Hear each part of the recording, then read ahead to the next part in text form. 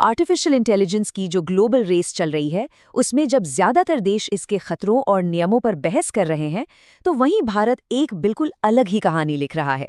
आज हम भारत की उसी जबरदस्त छलांग के बारे में बात करेंगे, जो सिर्फ टेक्नोलॉजी के बारे में नहीं है, बल्कि दुनिया को एक नया नजरिया देने के बारे में है। अच्छा, एआई का नाम सुनते ही मन में क्या ख्याल आते हैं? नौकरियां चली जाएंगी, मशीनें हम पर कब्जा कर लेंगी, यही सब ना? अगर हाँ, तो इसमें कोई नई बात नहीं। लेकिन भारत का कहना है कि इस कहानी का एक दूसरा पहलू भी है, और वो पहलू कहीं ज्यादा उम्मीदों से भरा हुआ है।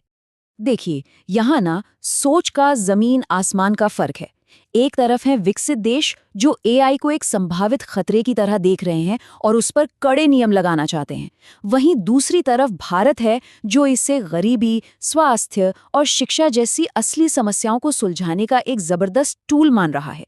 ये सिर्फ छोटा मोटा अंतर नहीं, बल्कि सोच का एक बुनियादी फर्क है। तो भारत सिर्फ बड़ी बड़ी बातें नहीं कर रहा है, वो असल में जानबूझकर एआई पर जो ग्लोबल बातचीत हो रही है ना, उसकी दिशा ही बदल रहा है। सवाल अब ये नहीं है कि एआई क्या कर सकता है, बल्कि ये है कि एआई हमारे किसानों, छात्रों और डॉक्टरों के लिए क्या कर सकता है। और इस नई सोच का सबसे बड़ा स्टेज है इंडिया एआई इम्पैक्ट समिट। और इसका पूरा फलसफा बस इन 3 शब्दों पर टिका है: लोग, पृथ्वी और प्रगति। अब ये कोई आम कॉन्फ्रेंस नहीं है, ये 16 से 20 फरवरी 2026 को होने वाला एक, कह सकते हैं, ऐतिहासिक इवेंट है। क्यों? क्योंकि ये पहली बार है कि एआई पर इतनी बड़ी ग्लोबल चर्चा नॉर्थ अमेरिका या यूरोप के बजाय ग्लोबल साउथ यानी विकासशील दुनिया में हो रही है। और ये अपने आप में एक बहुत बड़ा स्टेटमेंट है।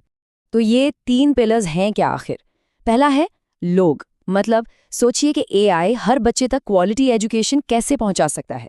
दूसरा पृथ्वी, जरा कल्पना कीजिए कि एआई हमारे किसानों की क्लाइमेट चेंज से लड़ने में कैसे मदद कर सकता है। और तीसरा प्रगति, यानी ऐसा इनोवेशन जो कुछ लोगों को नहीं बल्कि पूरे समाज को आगे बढ़ाए। साफ है, फोकस सिर्फ टेक्नोलॉजी पर नहीं, उसके असर पर है। और ये सिर्फ एक जगह इकट्ठा होकर बातें करने तक ही सीमित नहीं है। समिट से पहले भारत ने दुनिया के सबसे तेज दिमागों को एक चैलेंज दिया।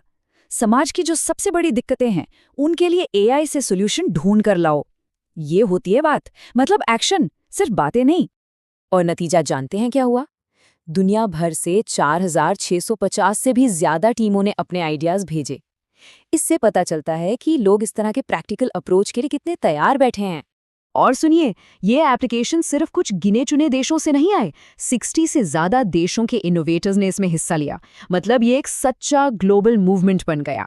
हजारों में से 70 बेस्ट टीमों को चुना गया है। ये वो टीमें हैं जिनमें हेल्थ केयर से लेकर खेती तक हर फील्ड में क्रांति लाने का दम है। और यही टीमें अपने सॉल्यूशंस दुनिया के सामने इसी समिट में पेश करेंगी। तो जाहिर है, ये समिट सिर्फ एक इवेंट नहीं है, ये भारत की एक बहुत बड़ी ग्लोबल स्ट्रैटेजी का हिस्सा है, जो विकासशील देश है यानी ग्लोबल साउथ, उनकी आवाज बनना और ये पक्का करना कि एआई कुछ अमीर देशों की प्रॉपर्टी बनकर ना रह जाए। भारत की स्ट्रैटेजी बिल्कुल साफ है। एआई का लोकतंत्रीकरण, मतलब डेमोक्रेटाइजेशन। इसका मतलब है कि ये टेक्नोलॉजी सिर्फ कुछ पावरफुल देशों के कब्जे में ना रहे, बल्कि हर उभरती हुई इकोनॉमी तक इसकी पहुंच हो। मतलब नॉलेज और टूल्स को शेयर किया जाए ताकि हर कोई इसका फायदा उठा सके।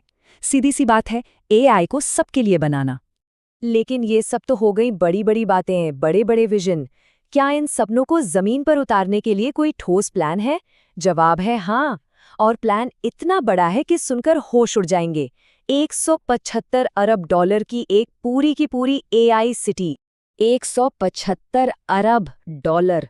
ये सिर्फ एक नंबर नहीं है, ये भारत के कमिटमेंट का पैमाना है। ये दिखाता है कि भारत इस फ्यूचर पर कितना बड़ा दांव खेल रहा है।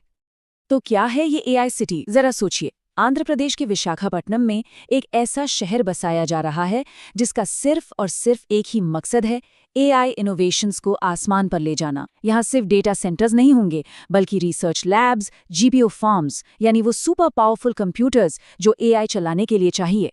और तो और, एआई चिप्स बनाने वाली फैक्ट्रियां भी होंगी। ये एआई के लिए एक पूरा यूनिवर्स होगा। और भारत ये सब अकेले नहीं कर रहा है, दुनिया के बड़े बड़े नाम इस मिशन में उसके साथ हैं। गूगल यहाँ अमेरिका के बाहर अपना सबसे बड़ा एआई हब बना रहा है और रिलायंस जैसा इंडियन जायंट भी अरबों डॉलर इन्वेस्ट कर रहा है। जब इतने बड़े खिलाड़ी पैसा लगाते हैं तो समझ जाइए कि ये कोई हवाई बातें नहीं हैं। तो ठीक है, ये सब हो रहा है, पर इन सब पहलुओं का मतलब क्या है भारत के लिए और दुनिया के लिए? इसका निचोड़ क्या है? ये सब मिलके एक नेशनल एआई इकोसिस्टम बना रहे हैं। देखिए, इसकी नींव है रिसर्च और इनोवेशन।